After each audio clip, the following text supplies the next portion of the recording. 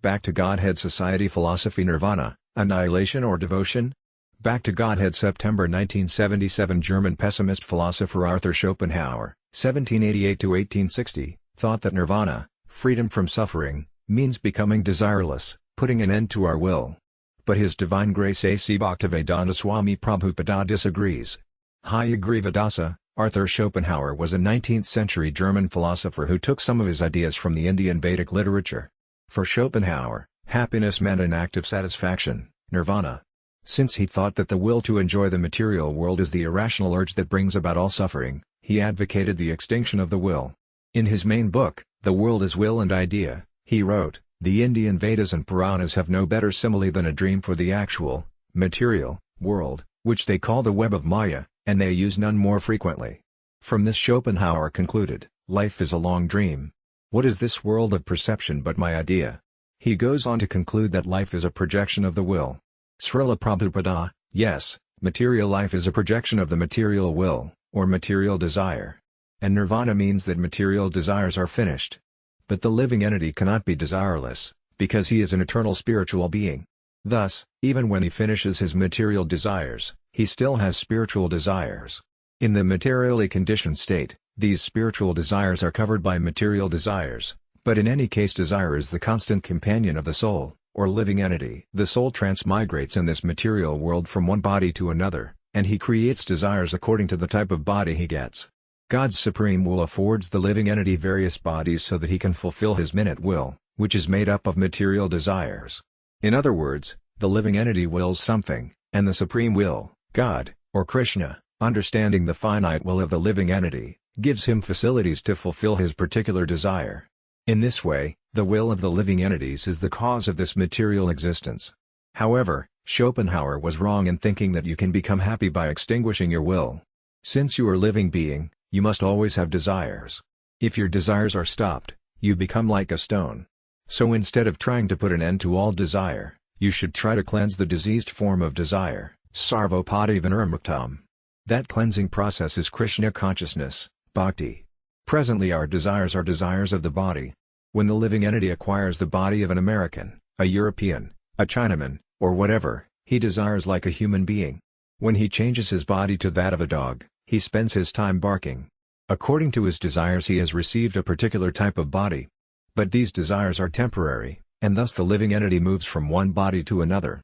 Because he is materially covered, he considers the temporary world to be reality, but because it is constantly changing, it is not. Therefore, in one sense, this material world is all a dream. Hayagriva and trying to enjoy this dream is the source of frustration? Srila Prabhupada, yes, because it is a fact that we cannot fulfill our material desires, which come and go like dreams. All material activities, subtle or gross, are manifestations of various dream-like desires. Therefore the impersonalist Mayavadi philosophers say Brahma Satyam, Jagan Mithya, the dreamer is a fact, but the dream is false. Our Vaisnava philosophy agrees that the dreamer is the factual living entity, but we say that the dream of this material world is not false, but temporary. Therefore the dreamer has to come to the real, eternal spiritual platform so that his flickering material dreams can be extinguished. As explained in the Narada Pankaradhara, Sarvopati vinirmuktam tatparadvin nirmalam harsaikina risikesa savanam bhaktir usiyate bhakti, or devotional service, means engaging all our senses in the service of the Lord, the Supreme Personality of Godhead, the Master of all the senses. When the spirit soul renders service unto the Supreme, there are two side effects: he becomes free from all false material designations, and his senses become purified. When one abandons the dream and awakens to reality, that is Krishna consciousness, or bhakti, Hayagriva then will, or desire, can never be annihilated? Srila Prabhupada, no, not even for a second. It is stated in the Bhagavad Gita, 3.5, that we cannot live for a second without desires. Because we are living, we must will and desire. Hayagriva what about the Buddhists? They advocate a state of desirelessness. Srila Prabhupada, they believe that if you dismantle this material body, there will no longer be will, desire, or suffering. But this is not a fact. The fact is that you are an eternal spirit soul, you do not die after the destruction of the body. Consequently, thinking, feeling, and willing are actually carried from this body to another body in the process of transmigration. When the body dies, the living entities will carry him away, and according to the quality of his will, he receives another body. That body may be the body of a demigod, a dog, a human, or whatever. In any case, will or desire is the carrier. Desirelessness in action. Devotees serve Krishna, even when a living entity finishes his material desires. He still has spiritual desires. Hayagriva Schopenhauer was greatly influenced by some of the Vedic writings. He wrote, "Every keen pleasure is an error and an illusion, for no attained wish can give lasting satisfaction. All pain rests on the absence or passing away of such illusory pleasure. Thus both pain and pleasure arise from defective knowledge. The wise man, therefore, holds himself equally aloof from joy and sorrow, and no event disturbs his composure." Srila Prabhupada, in this material world people say, this is good, and that is bad. But actually there is no question of good and bad, because everything material is on the temporary platform. Also, the Bhagavad Gita states that the pains and pleasures experienced in the material world do not touch the spirit soul. When a spirit soul is under the illusion that he is his material body, he becomes concerned with the body's pains and pleasures, because he thinks that those pains and pleasures are his. But this is not a fact. Therefore Krishna advises, Matra sparsas tu kanti asitos nasuka dukha gamapayino nityastams tidigsasva burita o sign of kundi, the non-permanent appearance of happiness and distress, and their disappearance in due course, are like the appearance and disappearance of winter and summer seasons. They arise from sense perception, O descendant of Burita, and one must learn to tolerate them without being disturbed. BG 2.14. Since pleasures and pains come and go in due course, they are not the reality. So why bother about them? If I feel pain, let me tolerate it and go about my business of serving Krishna. Hayagriva Schopenhauer saw happiness in the world as at best a negative state, simply a momentary suspension of suffering. Srila Prabhupada, yes, that is explained by Chaitanya Mahaprabhu. Sometimes when a man is to be punished, he is held underwater to the point of suffocation. Then he is let up, and when he can finally breathe, he thinks, ah, happiness at last. But he is then immersed in the water for another period of suffering. So the point is that real happiness means to be relieved of suffering permanently, not for just a few moments. Krishna consciousness, a better life with superior thoughts, philosophy, food, song, poetry, and art. For instance, we worship the deities, Lord Krishna and his eternal consort Radha, above, in the temple that is actual aesthetic salvation. Hayagriva Schopenhauer felt that the greatest crime of man was that he was ever born. Srila Prabhupada, that's all right, but when you understand that there is a crime, you must understand that there is someone to punish you for that crime. If you suffer because of that crime, you must understand that there is someone who has judged you to be a criminal. Hayagriva Schopenhauer would disagree. He wrote, human life must be some kind of mistake. And because he thought the world mad or irrational, he concluded that it could not possibly have an author. He believed that if there were a God, he would have set the world in order. Srila Prabhupada, we have certainly experienced that there are madmen in the world, but there are also hospitals where such men can be treated. The world may be mad, but God is providing hospitalization and treatment, the process of Krishna consciousness. Unfortunately, Schopenhauer had no knowledge of the hospital or the treatment. He speaks of sinful life, but he does not accept the judge who gives the punishment for sinful life. He sees that the world is mad, but he does not know the treatment for madmen. Hayagriva in The World as Will and Idea, Schopenhauer wrote, if we narrowly analyze the reality of our body and its actions, we find nothing in it except the will. With this the body's reality is exhausted. He goes on to state that the genitals are the focus of the will. Srila Prabhupada, as I said before, one wills in accordance with his body. We should understand that we have nothing to do with this material world, which is the production of the material will. We are spiritual, and when we will spiritually, we are Krishna conscious. When we will materially, we get different types of material bodies. It is true that the basis of material life is sex. Yan mathu nadi gramiti sukham hai tukam, the basic principle of those who are addicted to the material world is maithuna, sexual intercourse. This strong desire for sex will continue as long as we are in material existence, because sex is the center of all material pleasure.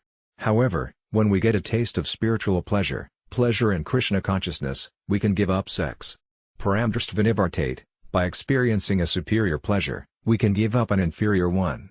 Hayagriva Schopenhauer considered sex to be selfishness, whereas real love means sympathy. Srila Prabhupada, sex is animalistic. It is not love but lust. Sex simply means the mutual satisfaction of the material senses, and that is lust. All this lust is taking place under the name of love, and out of illusion people mistake this lust for love. One who has real love, love for Krishna and for all living entities, thinks, people are suffering from a lack of Krishna consciousness. Let me do something for them so that they can understand the value of life. Hayagriva Schopenhauer considered that immoral acts result from a sense of egoism. Srila Prabhupada, yes, that is so. To be immoral means to avoid surrendering to the will of Krishna. Immoral people think, why should I surrender to Krishna? Krishna is a person, and I also am a person. Such thinking is demonic. Rascals cannot understand that by surrendering unto the Supreme Will and satisfying the Supreme Will, they can attain salvation.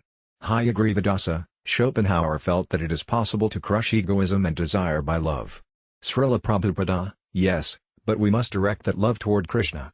If I do not love Krishna, I cannot surrender to him, and if I do not surrender to Krishna, my false egoism will continue. So the more you love Krishna, the more your surrender is perfect. But when there is a lack of love, the mentality by which you can surrender will not develop. For instance, if you have some love for me, you will carry out my orders.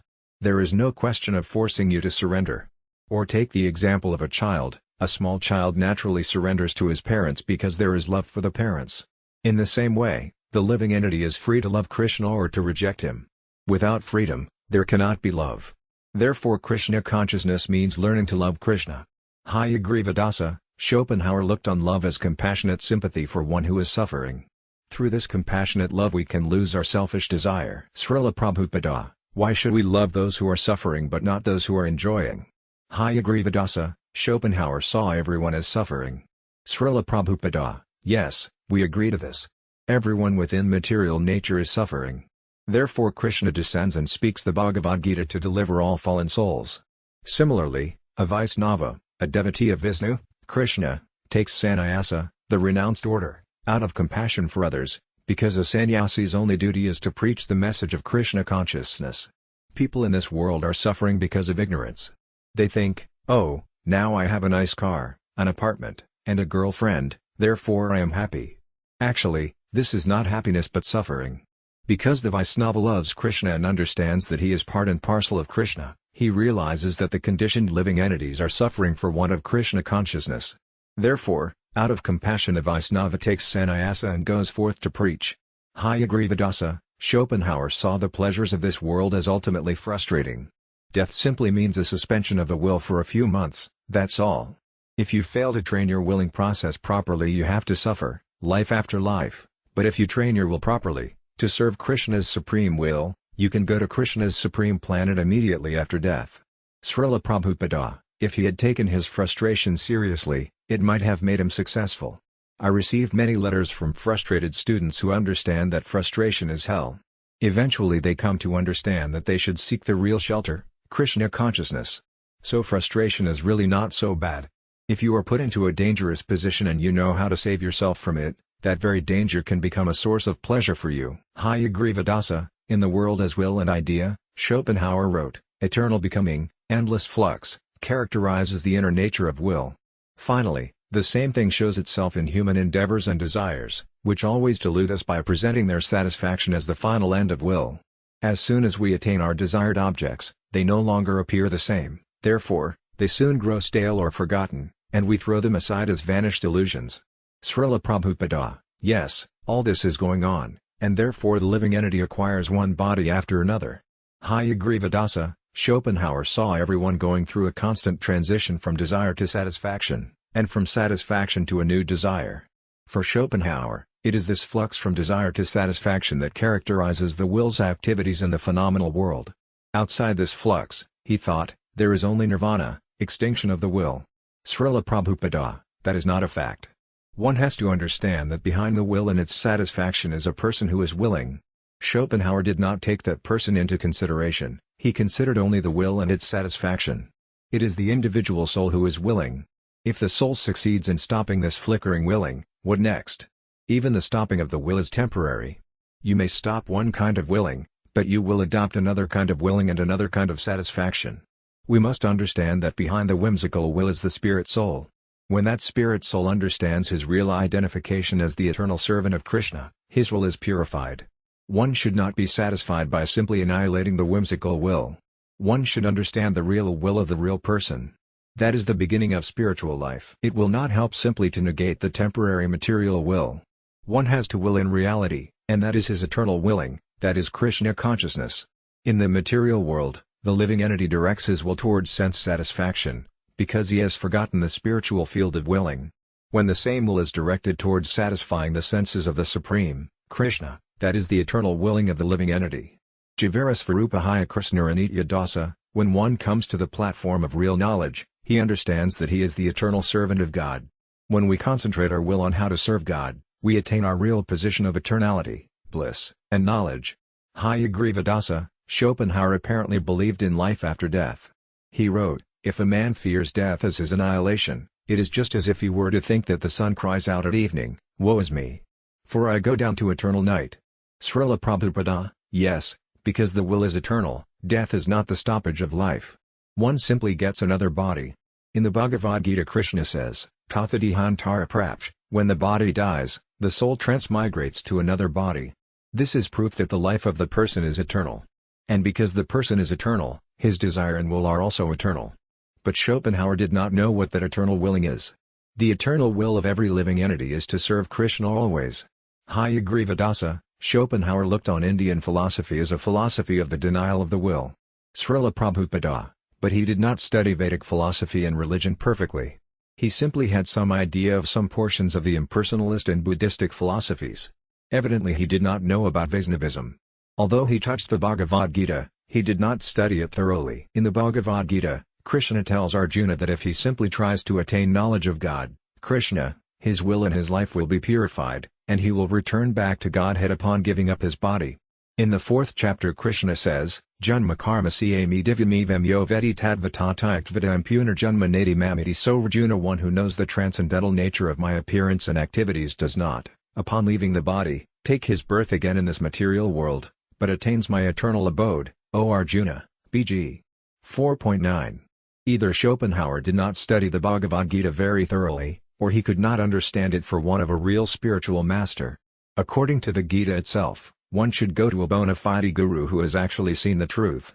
Schopenhauer simply speculated on the basis of his own experience, and consequently, although everything is there in the Bhagavad Gita, he could not see it.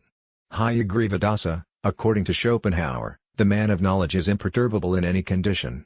He wrote, such a man would regard death as a false illusion, an impudent specter which frightens the weak but has no power over him who knows that he is himself the will of which the whole world is the objectification or copy, and that therefore he is always certain of life. Srila Prabhupada, this is contradictory.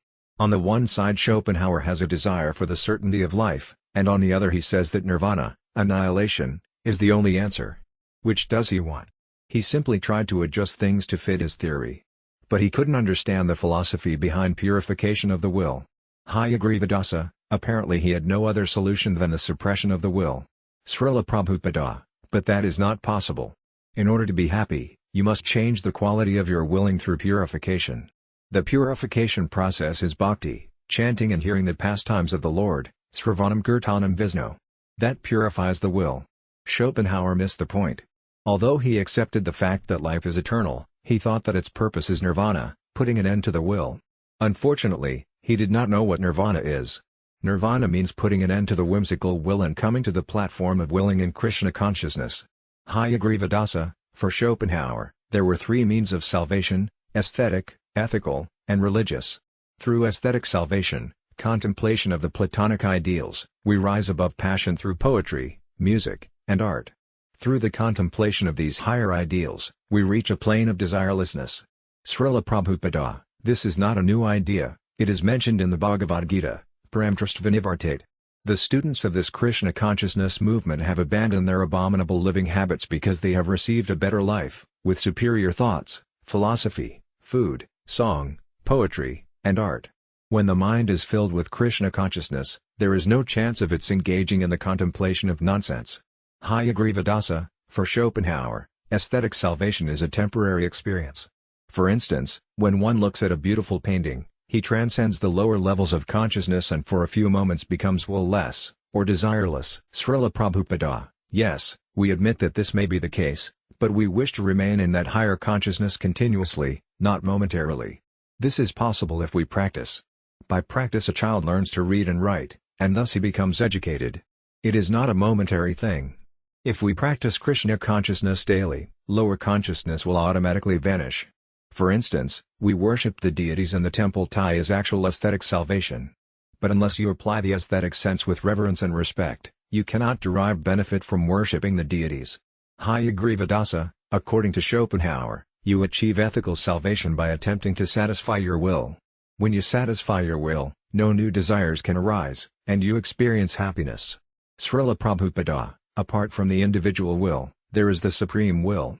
If we satisfy the supreme will, we are happy. But we cannot know the supreme will directly, and therefore we must approach a spiritual master. Our philosophy is that by satisfying the spiritual master, the representative of God, we satisfy the supreme will, Yasya Prasadad Bhagavat Prasada. Hayagrivadasa, for Schopenhauer, the third and most effective type of salvation is religious salvation. He felt that by denying the will through asceticism, you can attain the state of nirvana, nothingness. Srila Prabhupada, but Schopenhauer did not know that since the soul is eternal, willing is also eternal, although the will may be suppressed for some time.